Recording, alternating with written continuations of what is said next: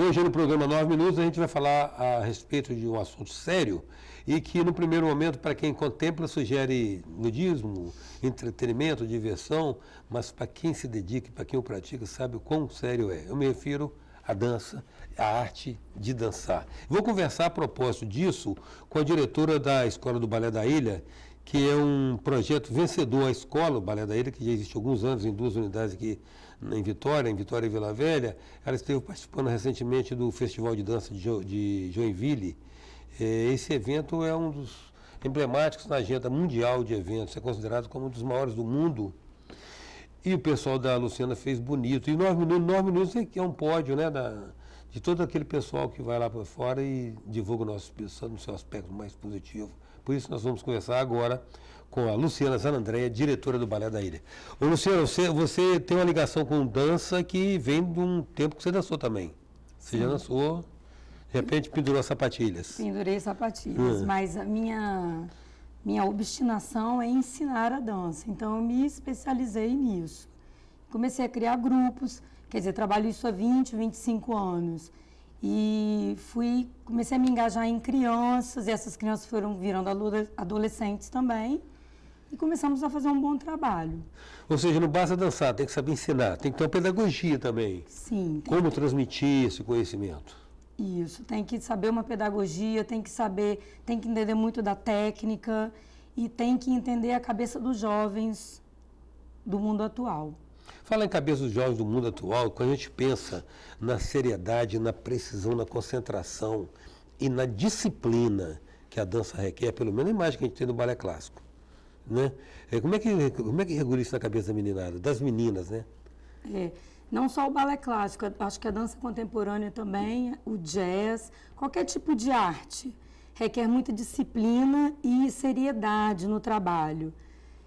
Hoje em dia, os adolescentes e as crianças estão com um pensamento um pouco difuso, talvez por causa das mídias todas, então fica um aprendizado um pouco superficial, a gente sente isso. E a arte, ela tem um ponto positivo nesse aprendizado, ela puxa a criança a refletir, a se concentrar, a ter uma disciplina de trabalho. Favorece nesse caso, né? Favorece todo o aprendizado. Entendi. Compensa porque a criança está muito no visual, no imagético, né? Está muito no game, né? Isso. Tá muito Eu acho que favorece até o aprendizado como um todo e até a formação global da criança, para quando ela chegar num nível de adulto, ela conseguir fazer uma entrevista, superar obstáculos, com essa obstinação que a gente tem, com essa disciplina de trabalho. Entendi. Vamos falar do desempenho lá da escola, lá no Joinville. Quais são os resultados? Quem que fez o que lá? Eu levei um grupo de crianças. Esse grupo tiveram algumas solistas e o grupo participou também de um conjunto. Criança de que faixa etária? Criança de 9 a 12 anos. Tá. E todas essas crianças foram premiadas.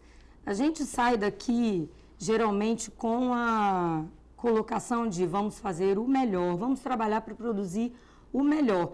Seja nós estamos no Espírito Santo, nós estamos em Vila Velha, nós estamos em Vitória, mas nós temos que trabalhar seriamente, né? Nós não vamos lá para passear, então nós fomos para fazer o melhor. E em consequência disso, veio um muito bom resultado. Todas as crianças, as solistas conseguiram o 3º lugar, o conjunto conseguiu o 1º lugar, numa modalidade difícil, que é o balé de repertório clássico. Uhum. Bom, e então dançaram com a coreografia, já dançaram uma coreografia já tradicional. Pré-estabelecida, que a gente faz uma adaptação. Claro. Uma adaptação, mas um clássico do Quebra-Nozes, né? Da peça O Quebra-Nozes. Com direito ao Lago do Cisne, aquelas coisas.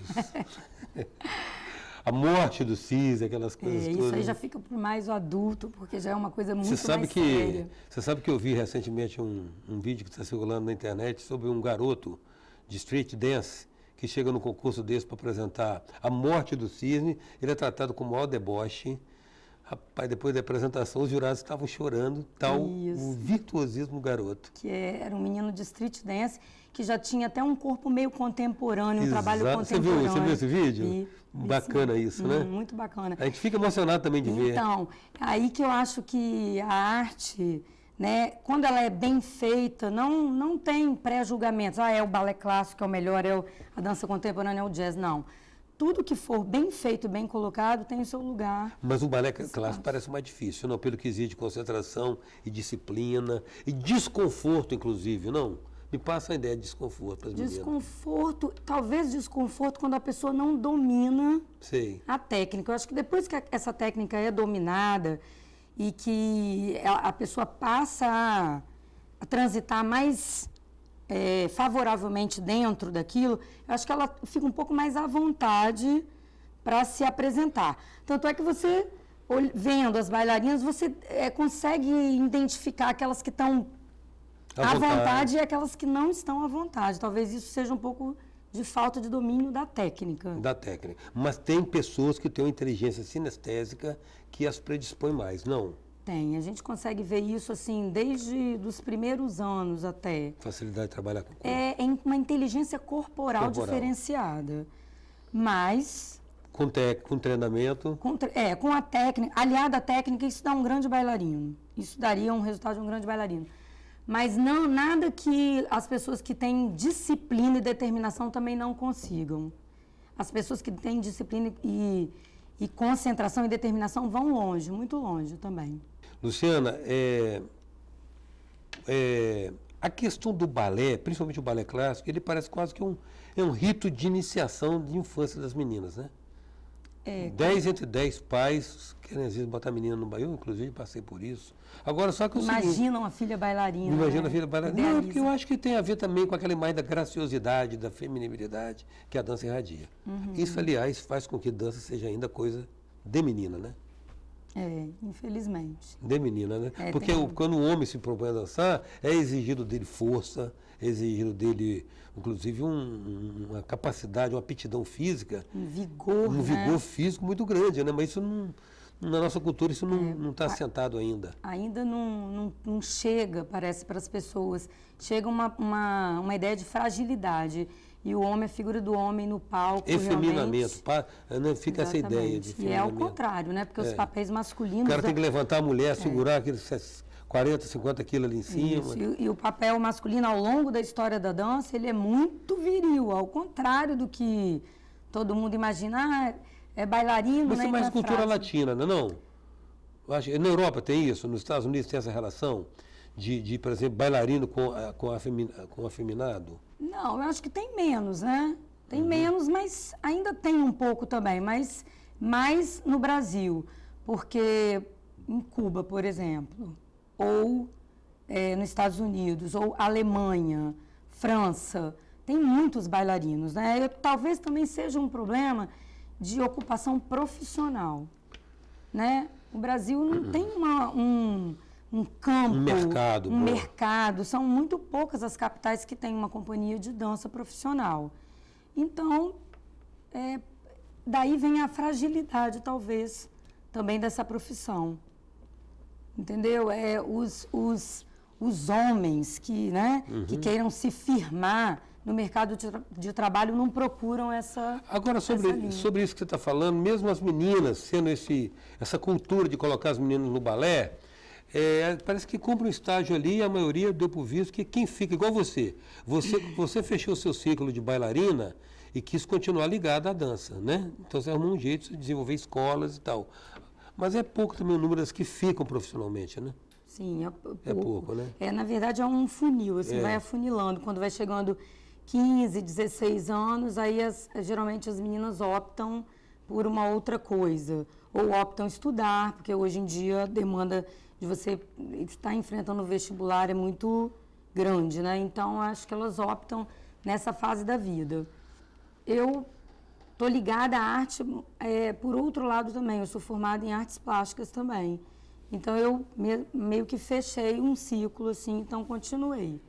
Mas tem muitas também, eu tenho muitas alunas universitárias, inclusive, que fazem engenharia civil, engenharia de produção e que continuam ligadas à arte um pouco menos, talvez, com um pouco menos de comprometimento, porque o tempo fica difícil, mas às vezes até vão ao fim de semana, fazem o sacrifício de ir ao fim de semana, ensaiar, trabalhar, para não se desligar desse ensino de dança. Agora, tem pessoas, a gente sabe que por perfil, características de perfil, elas têm necessidade da arte, né? Uma necessidade quase orgânica da arte. Em algumas pessoas isso é mais acentuado. Viver em função, ter alguma atividade que seja, ter uma afinidade, ter algum tipo de link com a arte. Sim. Né? Eles extravasam, né? A personalidade também. É uma terapia para elas. É uma terapia. Agora, quais as modalidades dessas três que você citou aí, do balé clássico, da contemporânea e do jazz, qual que requer mais, qual que exige mais? Cada um tem suas. Eu acho que tudo depende do ponto de vista que você vai executar aquilo. Tudo depende muito de como você vai fazer. Mas eu acho que todas as três requerem muito. O balé clássico, talvez, por causa do uso das pontas, né, exige um certo treinamento físico um pouco maior. Mas quando você vai fazer, na área contemporânea também, um trabalho de pesquisa, existe um outro tipo de aprofundamento também, que requer muita disciplina também e determinação. Sim. E o jazz? O jazz para nós, assim, que não somos do ramo, a ideia é o seguinte, o jazz, você tem um fio melódico e onde entra um punhado de improviso para voltar depois daquele fio melódico. Como é que você lida com essa coisa dessa jam session, essa questão não parece seguir uma ordem, uma linearidade na melodia, porque as outras músicas você tem. No jazz é uma coisa mais, parece fragmentada. Como é que é feito esse trabalho? Mas, por exemplo, o jazz dance, que é esse tipo de modalidade de dança que se ensina nas escolas, é um apêndice de dança criado nos Estados Unidos, né? Então, ele não segue a linha do jazz música.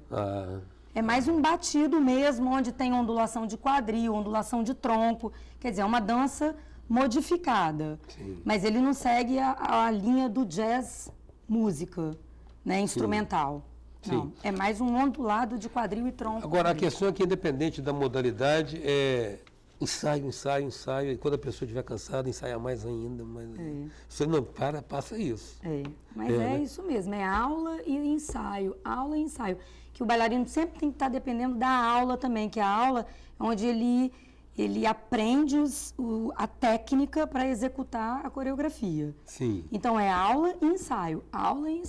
Isso 6 dias por semana, né? Quando a pessoa quer fazer um bom trabalho. Agora, veja bem, na dança contemporânea e no jazz, digamos, os movimentos são criados ou já existe um padrão de repertórios? Já existe um repertório de movimentos definidos? Porque no clássico existe, né? No clássico de repertório existe. Existe. No clássico de repertório existe aqueles movimentos que são, né, já tradicionais desde 1700, 1800. Mas até no clássico livre, hoje em dia, existe uma criação muito ampla dentro dessa técnica. Na dança contemporânea não existe código nenhum. O criador trabalha com o bailarino da forma que ele pesquisa, que ele pode pesquisar esse corpo do bailarino. O bailarino é como se fosse uma folha branca e o criador vai trabalhar ali em cima daquilo.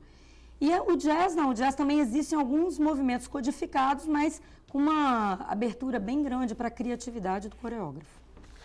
Luciana, a gente se congratula com você pelo feito do Balé da Ilha lá no sul do país e agradece muito a sua presença aqui no 9 Minutos. Eu que agradeço e vamos dançar todos, porque faz muito bem para as crianças e para os adultos. Para o corpo e para a alma. Isso. Em 9 Minutos, a presença da diretora do Balé da Ilha, Luciana Zanandrea. Até já. Sou passageiro do tempo, tentando entender, erro e acerto os caminhos, aprender